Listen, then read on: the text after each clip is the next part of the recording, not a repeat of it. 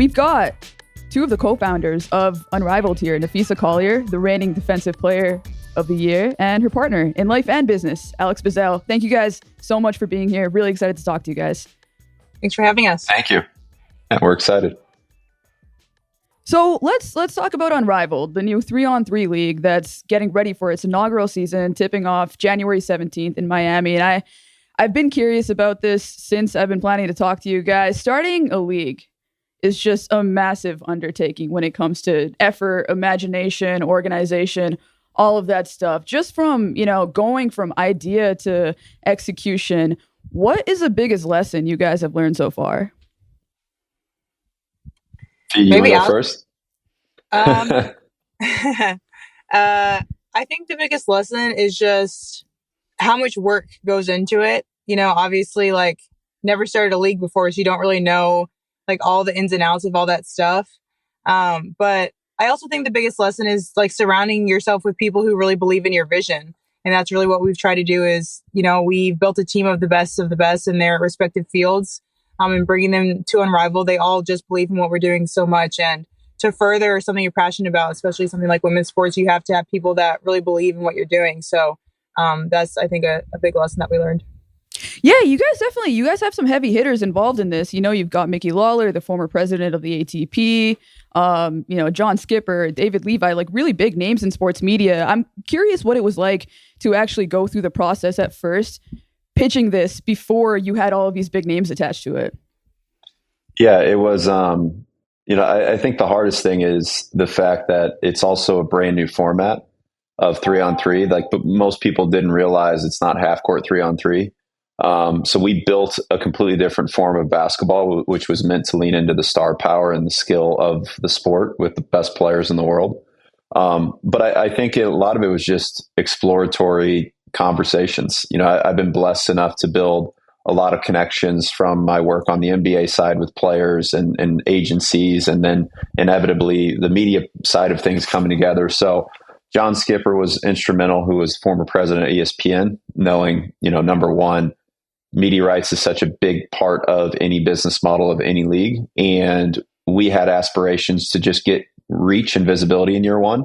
We ended up getting both that and a significant financial partner with Warner Brothers Discovery and TNT. So it's because, like Fee said, we just surrounded ourselves with the right people. But the initial conversation was more about it's the best of the best playing basketball, right, in their off season, which happens to be traditional basketball season. So the pitch wasn't as complicated as it seems. It's leaning into skills, leaning into the power of the brands on and off the court. These are the players driving a lot of revenue for the WNBA, and you can see the economics of what's happening over there.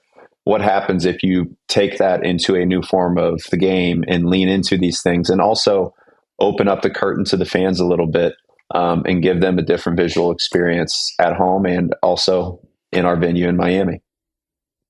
Yeah, that's something I'm really interested in. So I heard, I think, Fee, you were doing a different interview, and we don't take that personally here, of course.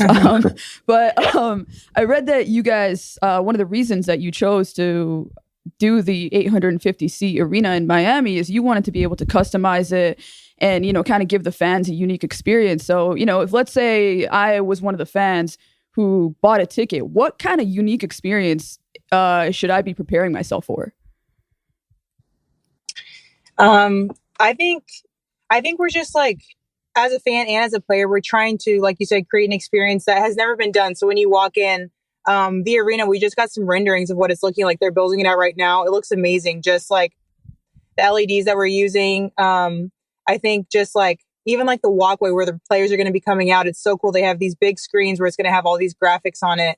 And I think just having it small too creates such an intimate and exclusive feel to it where, there's not that many seats. So it feels like you're the best of the best watching the best of the best play. So I think that's going to be a really cool experience. And then something else too is just how much content that we're pushing out for the league, just getting behind the scenes, never before seen access to these players. I think it's going to be really cool. And that kind of makes it a really fun experience because you get to know them more. You get to see, we're doing such in-depth, stuff with the players, podcasts. I mean, docuseries, get ready with me, just everything, like such an in-depth dive into the players. So I think that makes it a really fun, like never before kind of experience too. Yeah, this sounds really intimate. It almost sounds like if you were to say, if you were in LA and you know, happen to find out about a bunch of players playing pickup and you get to kind of be in the gym with them in that environment, and you actually like, are there going to be opportunities for fans maybe to meet players? Yeah, so it is some of that. I think it's, you know, we'll have certain meet and greets, of course. But like what Fee mentioned is when you talk about how many fans get to actually come and enjoy the experience, we've already we completely sold out for the season. And I think it's for the reason of the players and the fact that it is an intimate, I call it like a Broadway show on steroids.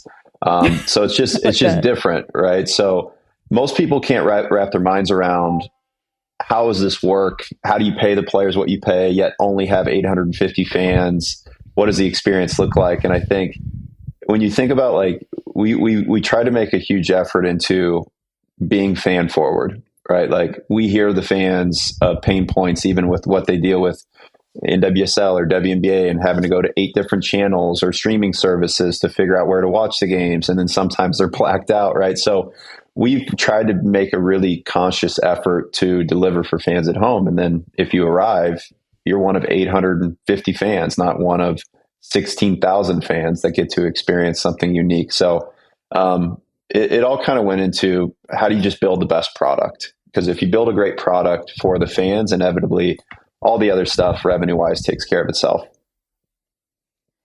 Yeah, speaking of catering to the fans, I think one thing that, you know, basketball fans have been clamoring for forever and haven't been able to get, at least in an official capacity, is the best players in the world playing one-on-one against each other. And that's an aspect of this that I'm super excited about. I think it's supposed to be happening during what is kind of quote unquote your guys' all-star break, right? Yep. Yeah, I think that's the part that we're really excited about too, because I think there's just going to be so much like involvement around it, because I don't know about you guys, but like in our house, Alex can debate with his friends literally every single day about who the best basketball player is. And like, that's a conversation that they can have every day without getting bored of it.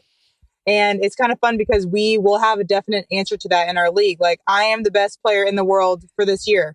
You know what I'm saying? Like, so I think it's going to be really fun to do that and just see all the talent going up against each other. Like, of course, we're having that every night with 3-on-3, but for one-on-one, you can use just your skill by yourself to go up against another player. And I think that's just going to be such a fun experience for us and for the fans to view. Wait, Fee, are you going to be participating in one-on-one? Oh, yes, I will be in there. Oh, yes. Amazing. Okay. I'm so excited for that. How is that going to work? Is it going to be kind of like a knockout tournament style?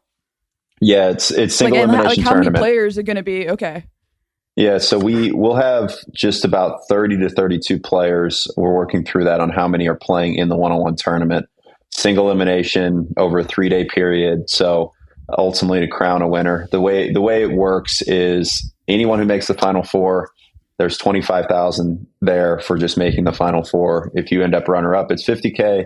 And then if you win, we originally were going to go 250 to the winner, but it's 200K to the winner with 10K per team member. So let's say, you know, Fee's on the Lunar Owls. If she happened to win, then her teammates also get 10K apiece for her winning. So there's still like this community aspect of rooting on your teammates to hopefully win if you can't win.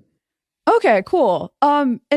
Is it going to be a situation where like players can be matched up against anybody? Are you going to be looking positionally, or could we end up in a situation where, let's say, Courtney Williams is playing one-on-one against like Alyssa Thomas or something like that? Yeah, you could see it. You know, like the way we've tried to do it is to balance out, like there's of course size, like a VG of the worlds, and then there's people like Courtney Williams. You know, so the way it will work is it's going to be a 7-second shot clock when you get the ball. There's not a dribble limit, but there's no offensive rebounds, right? So it kind of negates. You can't just back someone down for 10 dribbles and score a layup if you're AT. Okay. But you also can't dribble someone to death if you have a guard and you just want to wear down a big. So that's how it'll work. The first rounds are all single spot, first to 6. All ones. So there's no 3s, there's no 2s. It's all 1-to-1 baskets, make it, take it. And that's how it works. Winner moves on. Okay, cool. And I imagine like with a 7 dribble rule too, that kind of gets into a development thing too as well, right? Like that's always something that I feel like trainers are always trying to get players to do. Like, okay, max 3 dribbles in this situation, max whatever dribbles in this situation. Was that part of the thinking with this, or was it more just about the gameplay? Yeah, no, there's not a dribble limit, but it's a shot clock. So the shot clock 7 second shot is clock. Oh, 7 second shot clock. Yeah, no, but it's the same thing, right? Like you can't just dribble around forever and wear someone down. Right. But there's still that like, hey, you have a certain amount of time period to make a play. Starting in triple threat, you could start off the dribble, but as soon as you touch your hands, the clock starts. Okay, gotcha. Okay, all right, that makes sense. Fee, you got your team, the Lunar Owls, is playing, in the inaugural game, and you guys are going up against Stewie's team. I'm curious, first of all, like, are you guys on talking terms? Like, what is it? Where are you guys at right now? I know it's been about 5 weeks since the finals ended. Oh man, that went fast. We've been in group chats together, but I don't think I've talked to her one-on-one. She's in Spain right now, so I haven't seen her like since the season ended. But I mean, of course, you get like so competitive when like you're playing. But at the end of the day, like it's all love. We're such a tight knit community. We have 144 people. Like we're all really close. And so I think, of course, your competitiveness comes out when you're playing. But after the ball stops bouncing, you go back to being friends. Okay. That was a very politically correct answer. I had to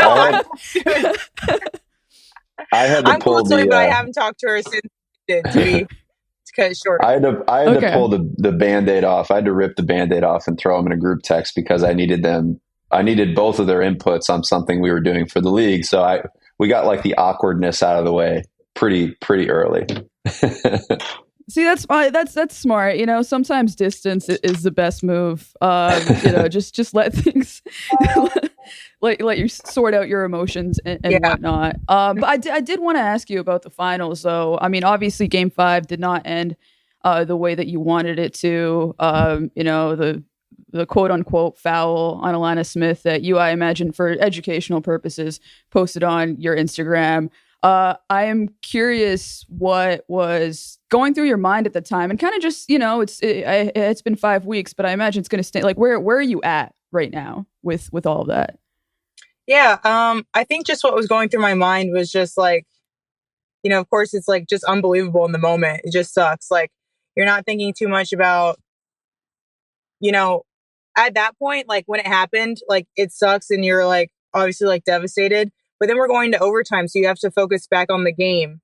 And it's not until after that you can really process a little bit more. And I mean, it's been 5 weeks, like you said, like I processed. It's always going to suck. Like it's always going to be a really tough like moment in my career.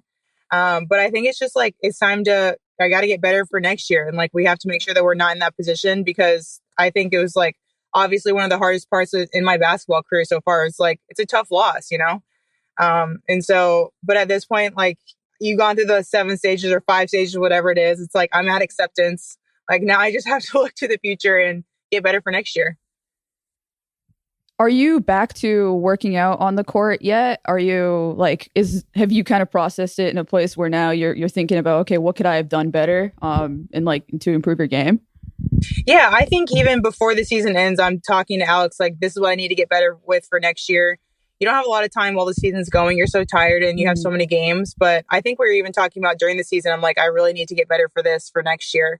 And so I actually start on court next week. I've just been weight training since then. I like to take a good break after the season just to kind of mentally recoup.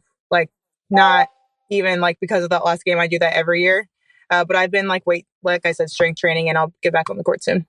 Okay, gotcha. Alex, I really wanted to ask you, what's it kind of like to be a trainer, but then also be a partner? Like, is that something that you have to balance in terms of, just helping Fee with, the emotional part of the game, or just giving her like, however you guys manage that, versus also like, you also kind of have to be a bit of a critic as well. Like, what's that process like for you guys? A delicate one. No, but it's, to be honest with you, like Fee really wants feedback, right? And is she now, like, we're so far into this process of like delegating when we're partners, when we're working on business, when we're working on her game. So she bugs me about giving her more feedback. I think almost I immediately get after games. mad when you don't give me feedback. So I'm like, I know Okay. you're Yeah. thinking something. Just say it. And I just try to I try to let the game breathe, because there's so many emotions that go into a loss or a tough game. It's much easier to give feedback when she scores 30.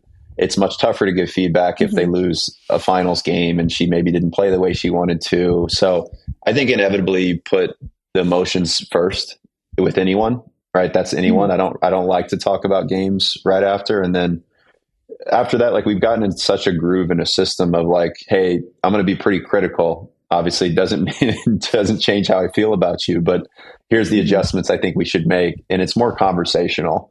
But we've just gotten in such a habit where we really don't spend much time talking about it, other than, a few hours before the game, I come with film, I come with feedback. It's lasting.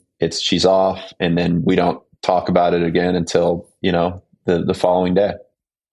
Okay, so you guys kind of have a process at this point. Did that take a while? Like, was it hard at first to sort of figure out how to communicate with each other and, like, I guess, compartmentalize?